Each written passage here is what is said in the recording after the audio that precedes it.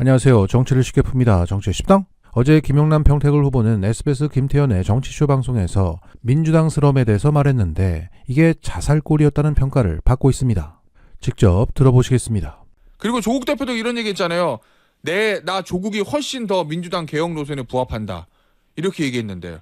그러면 민주당 지지 성향의 유권자들을 향해서 진짜 민주당스러운 사람은 김용남 후보가 아니라 나 조국 후보니까 나 찍어. 이런 뜻이잖아요, 이거. 그 조국 후보가 이야기하는 민주당스러움은 과거에 일부 민주당이 위선적이고 무능할 때의 민주당스러움이죠. 사실은 그전에는 우리가 정권 교체에 있어서 이른바 10년 주기설이 있었잖아요.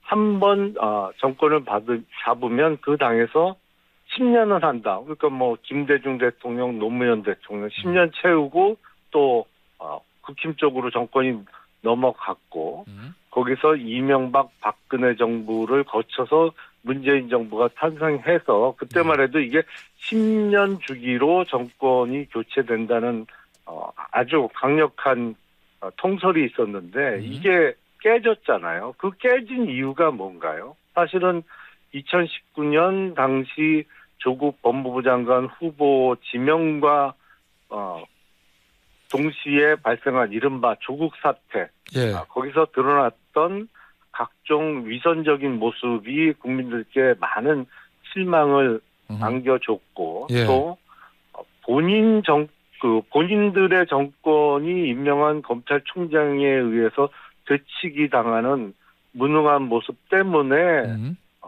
5년 만에 정권이 교체된 거잖아요. 물론 그 정권도 오래 가진 못했습니다만 조국 후보가 얘기하는 내가 더 민주당스러웁니다. 그거는 과거에 위선적이고 무능한 모습을 보였던 일부 잘못된 민주당스러움이고 지금의 민주당은 유능하고 솔직하고 그리고 각종 개혁을 올바른 방향으로 추진하는 민주당스러움은 저 김용남이 민주당스러운 거죠. 그러니까 10년 주기설은 강력하기 때문에 문재인 정권은 당연히 정권 연장이 되었어야 했는데 조국 사태에서 드러난 위선과 윤석열에게 되치기당한 무능으로 실패했다. 그 실패한 과거의 민주당이 조국이 말하는 민주당스러움이고 이재명 정권의 유능하고 솔직한 개혁이 진짜 민주당스러움이기에 내가 가장 민주당다운 후보라는 겁니다. 한마디로 조국은 실패한 친문, 난 성공할 유이재명, 이 소리입니다. 자, 정통 민주당 지지층이 이 얘기를 들으면 얼마나 꼭지가 돌까요? 자, 하나씩 따져보겠습니다. 자, 먼저 수십 년 국힘이 해먹다가 겨우겨우 김대중 노무현 정권 10년 한 것인데 10년 주기설은 강력한 것입니까? 그래서 문재인 정권은 기본만 했어도 알아서 정권 연장이 되는 나라입니까? 내란을 겪고도 김문수 플러스 젓가락 득표율이 이재명 후보를 이기는 나라인데 김용남이 말하는 10년 주기설이 강력하게 적용되는 정상적인 나라 맞습니까? 전제부터 틀렸습니다. 그리고 불과 3년 전 국힘당 패널로 나와 주변 사람이 자꾸 죽어나가는 건 이재명 때문이라고 말해서 그 팽코애들이 이재명 드럼통 드립을 치고 나경원이 그 드럼통에 들어가 조롱하는데 일조했으면서 난 유능하고 솔직하고 올바른 개혁을 하고 있는 이재명의 선택이다. 내가 가장 민주당스러운 후보라고 말하는 걸 도대체 어떻게 받아들여야 합니까? 우린 이런 사람을 기회주의자라고 합니다. 하지만 그나마 합리적인 김용남을 데리고 와 외연 확장으로 국힘 제로를 만들고 싶어서 우리 지지자들은 흐린 눈하고 인내하고 있습니다. 적나라하게 말하면 우리도 김용남이 필요하고 김용남도 우리가 필요합니다. 그래서 사과를 하라는 겁니다.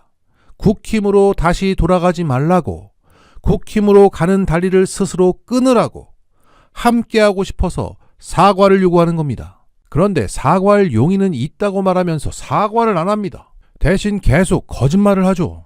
최근 김용남은 방송에서 이렇게 해명했습니다. 이태원 참사의 원인이 광화문에서 이어진 시위대 때문이다. 저는 그렇게 말씀드린 적이 없어요. 그 시위대에 대응하기 위해서 모든 경찰 병력이 용산에 집중됐기 때문에 이태원 쪽이 허술해졌던 거 아니냐는 말씀을 드렸던 것이죠. 그 말이죠. 김용남 후보는 해명을 하면서도 이태원 참사의 원인을 시위대 때문이라고 말했던 겁니다. 여기에 진행자도 그 말이 그 말 같아서 이렇게 정리합니다. 맥락이 좀 다르다. 그러자 김용남은 아니 맥락이 다른 게 아니고 완전히 허위 사실을 주장하고 있다며 사람 질리게 한다고 말했습니다. 더욱이 2022년 11월 김용남은 이렇게 말했습니다. 사실 보다 더 직접적인 원인은 바로 이 참사가 일어나던 10월 29일 토요일 날 광화문에서 집회하고 용산까지 행진했던 그 시위가 더 직접적인 원인은 아닐까요? 라고 말했습니다. 따라서 이태원 참사 관련 해명은 거짓입니다. 그리고 2019년 8월 김용남은 조국 장관 후보자가 주가 조작 세력의 최정점이라고 말했습니다. 하지만 김용남은 난 조국 일가라고 말했다. 1차 거짓말을 하더니 조국 일가를 조국으로 슬며시 바꿔 날 공격하고 있다며 2차 거짓말을 했습니다. 이렇게 궁지에 몰리니까 사람을 질리게 한다, 조로남불이다, 사면 받아놓고 무죄 행세한다고 말합니다. 그래서 거짓 해명에 물타기까지 하고 있어서 과거 발언에 대해 사과할 생각이 없어 보입니다. 그러면 의심할 수밖에 없죠. 다시 국힘으로 돌아가려고 저러나? 100번 양보해서 적어도 세월호 참사, 이태원 참사 관련 발언과 주변 사람이 자꾸 죽는 건 이재명 때문이다. 이 발언에 대해서만큼은 사과를 해야 하는 거 아닙니까? 오늘 방송 일정 많이도 잡혔던데 부디 깔끔하게 사과하길 바랍니다.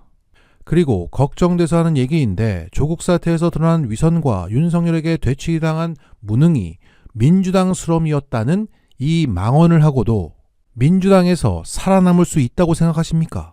친문 부활을 막고 이재명 시대가 왔다는 김남국이 공천받고 승승장구하니까 친문 까고 이재명 주창하는 송영길도 공천받으니까 리박 원주도 총리하고 문자 주고받으며 수석 최고위원 하니까 뭔가 착각하시는 것 같은데 앞으로 이들이 어떻게 되는지 잘 지켜보시기 바랍니다.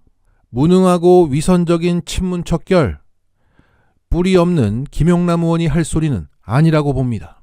자, 한마디로 김용남 후보는 정통 민주당 지지층에게 모욕감을 줬습니다. 그럼에도 우리 지지자들은 사과할 기회와 적응 기간을 더 주고 기다릴 겁니다. 하지만 선을 넘는 순간 이연주 되는 건 순식간이란 사실을 유념해야 할 겁니다.